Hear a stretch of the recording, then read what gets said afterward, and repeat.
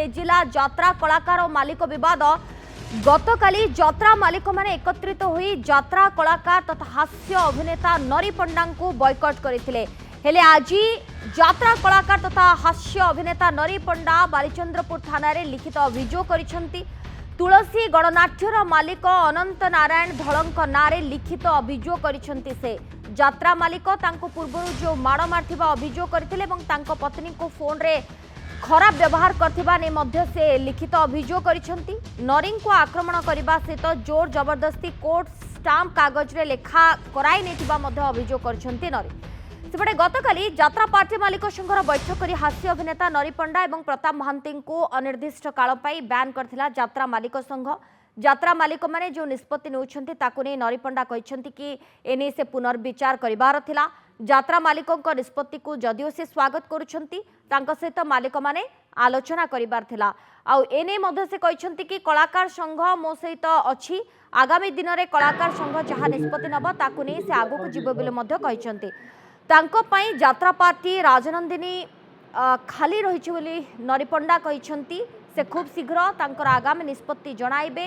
Police उपरे मध्य तांकर विश्वास रही, तांको न्याय यथाशीघ्र मिलिबो बोली कहिसंती हास्य अभिनेता नरी पंडा।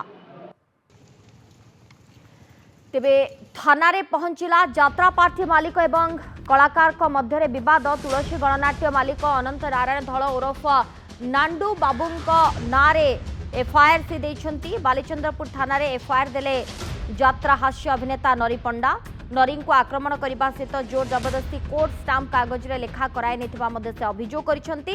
सेबडे गतकाली यात्रा पार्टी मालिक संघर बैठक कर हास्य अभिनेता नरी पंडा एवं प्रताप महांती को अनिर्दिष्ट काल बैन करथिला यात्रा मालिक संघ। प्रतिक्रिया आसुची सुनिबा।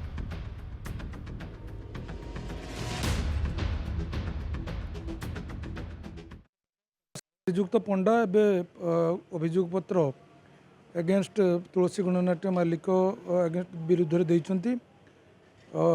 तांकर बयान रेकर्ड हबो, उपयुक्त तदंत हबो, सीसीटीवी फुटेज आधार रे मध्ये तदंत हबो। जहाँ तदंत रे बाहरिबो अकॉर्डिंगली आईन अनुसार तांकर विरुद्ध। तेबे जेतेबेले ये थाना रे पहुंची मामला एवं तुलसी गणनाट्य मालिक अनंत नारायण धल ओरफ नांडू बाबू नारे एफआईआर देइछंती नरी पंडा एवं नरी पंडा सहित बाबद अधिक आलोचना करिछंती आम रिपोर्टर।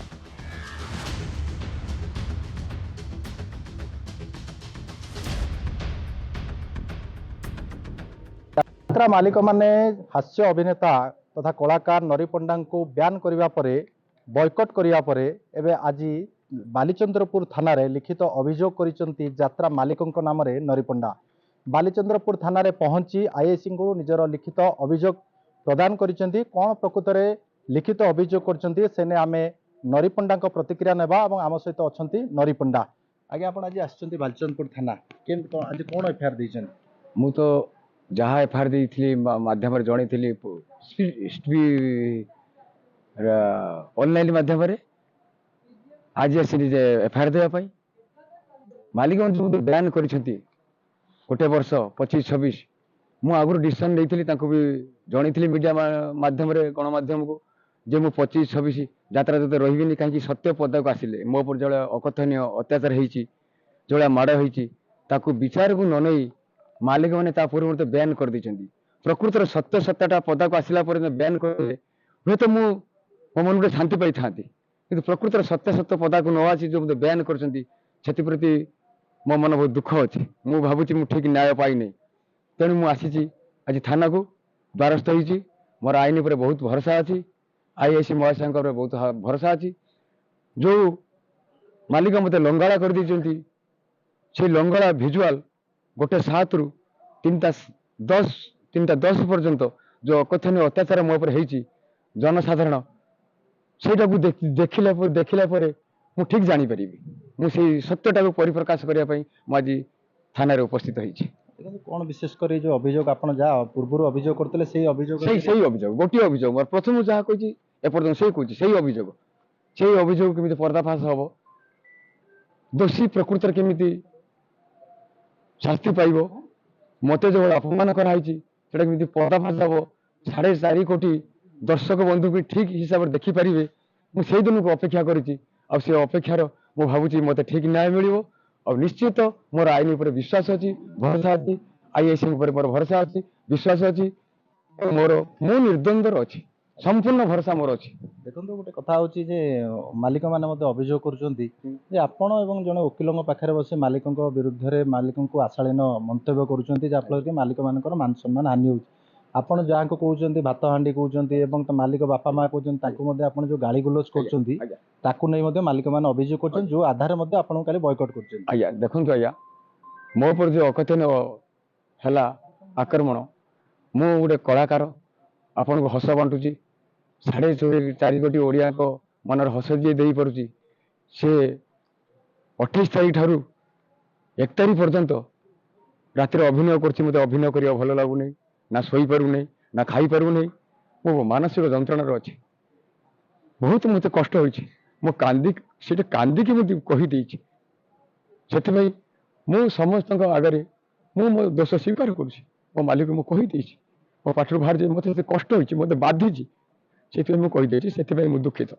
ए देखो ए जो एफआईआर देइछंती आपण कोन दाबी करिवे आपण न्याय मिलु ना न्याय न्याय न्याय तो निश्चित मु न्याय पय तो लड़ाई चली छी आपण आगामी दिन रे आउ को यात्रा पाटरे जाउछंती ना जिबेनी बोली निष्पत्ति नैछंती। देखंतु से माने तो मते बयान करि सारी छंती मो संघ निष्पत्ति अनुसार मागु जाउछि तापरे मोर भद्रक रे गड़ी उठिथिबा राजनंदिनी से मो पई द्वारा उन्मुक्त करछि मो कलाकार संघर अनुमति क्रमे मु जहाँ आगु को बढ़ी सब कलाकार संघ मो पछर अच्छी सी जहाँ कहे से आगु कौन हम मुझे आपको निश्चित जनइबी।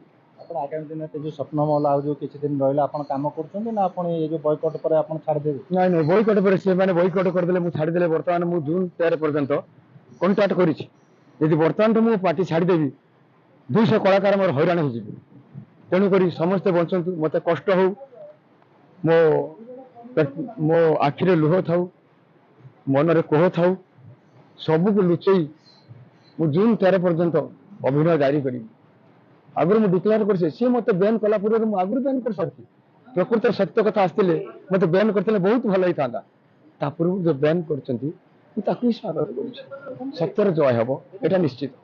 कलाकार माने एभली गोटे पर गोटे घटना धीरे धीरे यात्रा इंडस्ट्री को बदनाम कर आगामी दिन कलाकार माने प्रभावित होती कि नहीं आज्ञा दर्शक कहे मो पक्ष कहवाटा ठीक नुहे मुझे कही मो पार्टी दूर को जीव मो विदाय नौ जय जगन्नाथ। निश्चित भाव में जो भाव में प्रतिक्रिया शुणुले हास्य अभिनेता नरी पंडा प्रतिक्रिया शुणुले से कहते जे जो अभियोग कर आधार में केवल न्याय मिल से पुलिस निकट में अभियोग कर दाबी जो भाव में न्याय मिल। जाजपुर जिला बालचंद्रपुर हेमंत दास नंदीघोष टीवी। तेबे यात्रा पार्टी मालिक और कलाकार को ये जो विवाद ताहा शेष में थाना रे पहुंची एवं तुलसी गणनाट्यर मालिक जी अच्छी तांको नारे एफआईआर देइछंती नरी पंडा एवं से आशा रखिछंती कि तांको निश्चय ए बाबद रे न्याय मिल पारिबो।